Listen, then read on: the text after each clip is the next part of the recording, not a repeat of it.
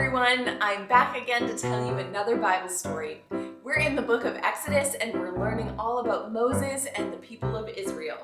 God was using Moses to help the people of Israel know more about who God is and what He's like and what it means to follow God, especially after they left Egypt. Now remember, God had used Moses to lead the people out of Egypt, to go through the Red Sea and to get to the other side. God was also using Moses to show the people how to trust Him even when they weren't sure where their next meal was coming from.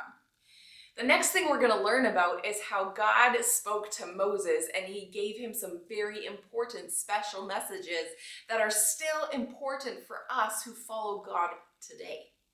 These are the rules that God gave to people, and it helped people understand more about who God is and what He's like. It helps people understand the side of God that is holy, which means perfect and set apart, different from the rest of us. God is holy and we are not holy. And so God gave the Israelites some rules to kind of show them just how different they are from Him and how much they need Him in order to live a good life. While Moses and the Israelites were out in the wilderness, they had been out there for just over a month, and God had a little bit more to teach them before they were going to go into the promised land. Because God had promised a long time ago, if you remember way back in the story of Abraham and then Isaac and then Jacob, those stories, God had met with Abraham and gave him some very special promises. He said to Abraham, if you leave the country that you're living in and you go to the place I'm going to show you, I will, and God made these promises, I will make you into a great nation. I will give you the land that I will show you. I will bless those who bless you and curse those who curse you. Through your whole family, the world will be blessed. And so Abraham did leave the land of his fathers and he went to where God would show him. And through doing that, God kept His side of the promise, but it looked different than Abraham was thinking it would. That's another story for another day. But that promise was passed from Abraham to his son Isaac, and from his son Isaac to Jacob, and then from Jacob into the nation, unto his 12 sons, into the nation of Israel.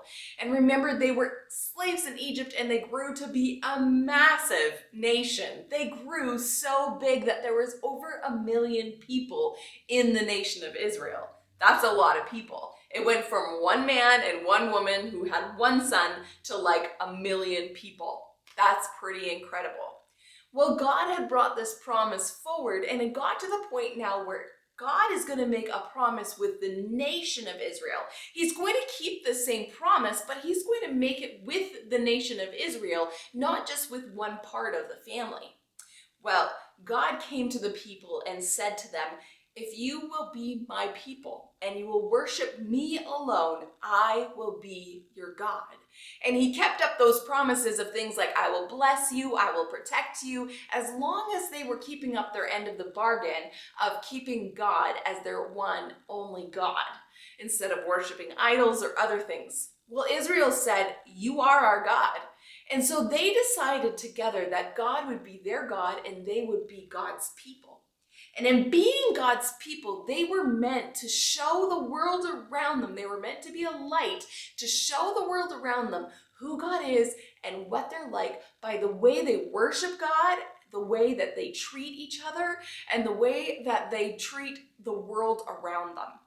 Now, God was going to give them some very special instructions on how to do that.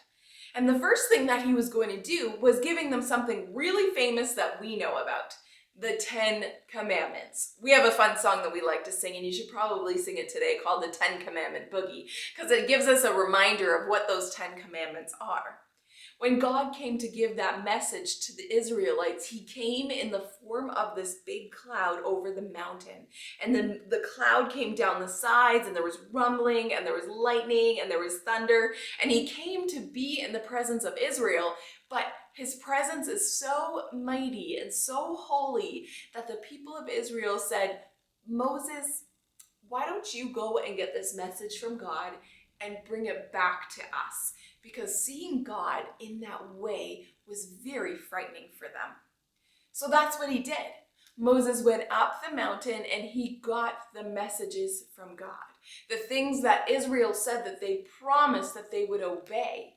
10 of those things are called the 10 Commandments, and they're pretty famous. We know them as have no other gods before me, do not use the Lord's name in vain, keep the Sabbath holy, don't murder, don't lie, don't steal, don't covet. There's a whole bunch of them. There's 10 of them that we keep and that God asked the people of Israel to keep. And they're all reminders. If you look at them, they're ways that we know how to love God, and they're ways that we know how to love others. Obeying our parents is loving others. Having no other gods but God is loving God. And so there's different rules in there that help us know how to love God and how to love people. Well, Moses, when he was up on the mountain, he was up there for a long time. He was up there for 40 days. And then God says to Moses, guess what? The people of Israel are building an idol. After all that I've done, after all the things, I'm going to go destroy them. And Moses was like, let me go down there and talk to them first. So Moses goes down the mountain. He confronts the people. He tells them, what are you doing? And he's angry at them because he'd been gone for 40 days, yes. And the people were afraid that he was gone forever because they didn't have a cell phone to call and check on him. And the mountain was full of the presence of God, and so nobody was going to go up to find him, and they thought that he had disappeared, and they were worried, and so they decided to make something that they thought they could follow into the promised land. It was a big mess. Anyways, the people of Israel had a hard time following God. And you know what? I love that part of the story. Do you know why? Because I have a hard time following God sometimes too. Sometimes it's hard for me to trust him, or sometimes it's hard for me to do like the 10 Commandments say, honoring my father and mother and keeping God as my number one thing in my life, or not wanting something that someone else has. Those are sometimes hard things for me to do. But the thing is that God was there and he was ready to forgive them. And he always wanted to have a relationship with them, even when they were disobedient. They did have to turn from their ways, say, I'm sorry, I did something wrong, I'm going to follow you now. And that's the same thing with us. They were learning to be obedient. They were learning what it means to be God's people. Well, over this week and next week, we're talking about God giving the people instructions on how to be his people. The first bit is about those instructions about how to love God and how to love others. Next week, we're going to be talking about how God gave the people instructions on how they were to worship him. And it was quite the long list. It was a lot of details and a lot of things that the people had to build and make as reminders and ways to see God while they worshiped. I'm excited to tell you that story next week. But this week, we're talking about the 10 Commandments and how the Israelites were to obey God. God, something that is true about God is that he is holy and he is perfect. And the 10 Commandments, we're still meant to obey them.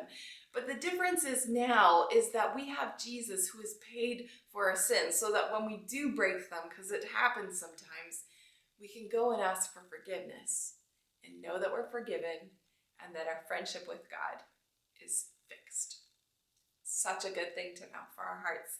God is holy, and Jesus makes us holy so that we can have a friendship with God forever. Isn't that wonderful? I just love these stories from the Old Testament because they just make me feel so loved. They make me feel so real, and that God loves me even when I'm broken and even when I make mistakes, just like the Israelites.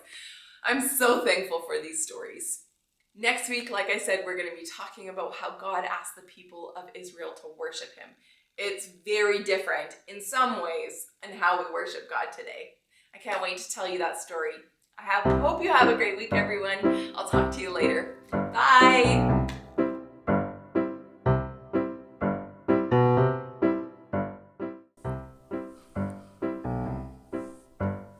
Hi, hello. Hello, welcome. I've gathered us all here in the library today to do some important work. Some work where we remember and we learn words. I love words. You might notice that I've brought a friend with me today. Her name's Leora, and she's here to help us learn these words because it's long, really long. So long that we're going to have to take 2 weeks to learn it. That's right. Myrna, you have done a really great job at telling us all of the verses these last couple of weeks. I've really liked the way that you talk about words. Yeah, I like words a lot. But you know what? What, Myrna? Well, we find words in the Bible. We find words in the Bible, am I right? Yes, we do. The most important words are in the Bible. That's right, Myrna. Well, today our verse is found in Jeremiah 42, verse 6. The whole thing. No A, no B. That's right. It's the whole verse, which is going to take us 2 weeks to learn. Are you ready? Yep, I'm ready. Let me say the words.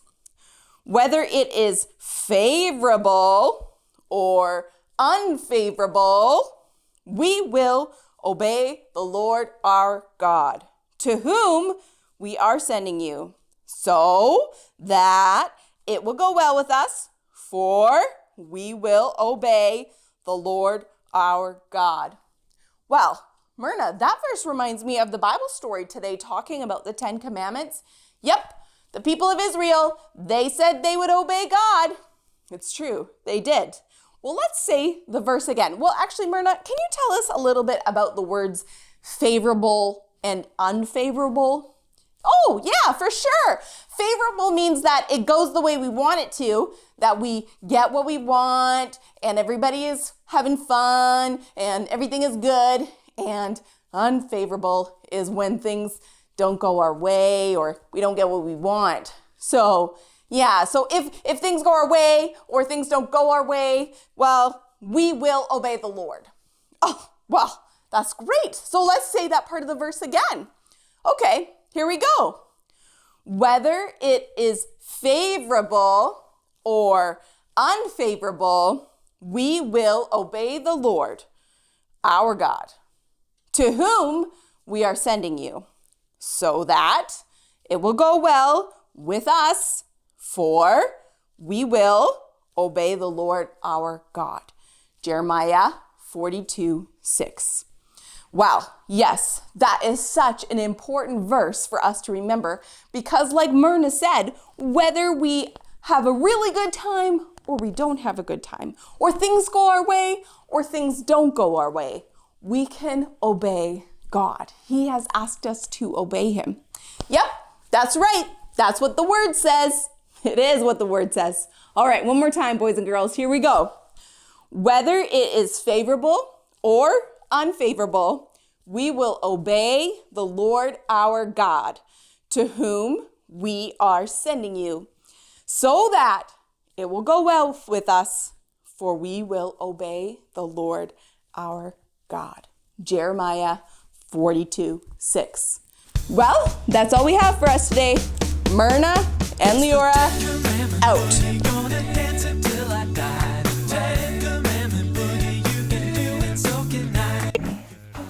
Hi everyone. Today we're learning about obedience and we're going to do a little activity that's going to practice our obedience to one another, just like we are learning about obeying God. So I want you to get any sort of blocks. It could be Lego, it could be some building blocks. You could even get a piece of paper and some pencils and stuff like that if you don't have any blocks around. Any sort of toys or little activity things. And just put it on a pile. And you're going to have either your mom and dad, your brother or sister, or grandma or grandpa, and you can take turns and tell each other what to do. And you need to obey what they're saying and do as they ask. So first, I'm going to ask Ari here to build a fence. Can you build a fence, Ari? Yes. And then you can put some of the animals around in the fence. See, Ari's starting to build a fence. Good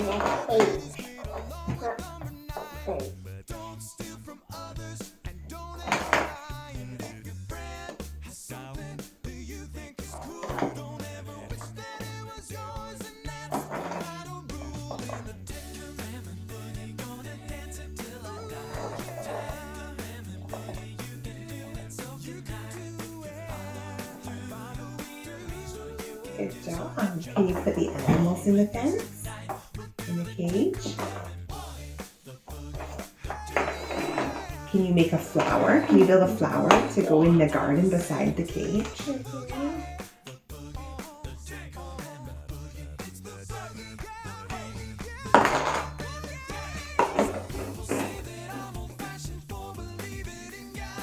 So Ari made a fence. He put the animals in the fence and he made a flower just as I have asked. All right, you want to tell me to do something? What are you going to tell me to do? Build a crane. A crane? Like a big crane that holds on to building pieces when they're building big tall towers? Okay. You're giving me something difficult, aren't you?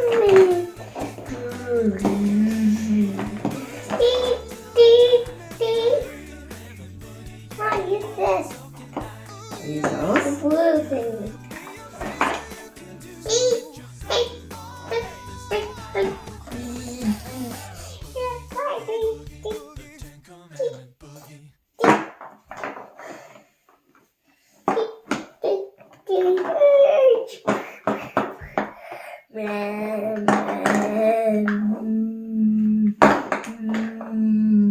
Now Ari has asked me to build a crane.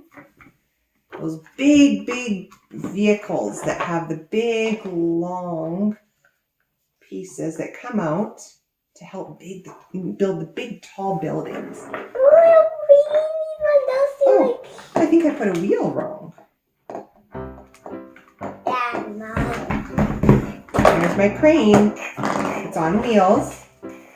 And it would lift down some big pieces to build big tall buildings. So I built a crane just like Ari asked me to. See what you guys can build or make or create. Have fun.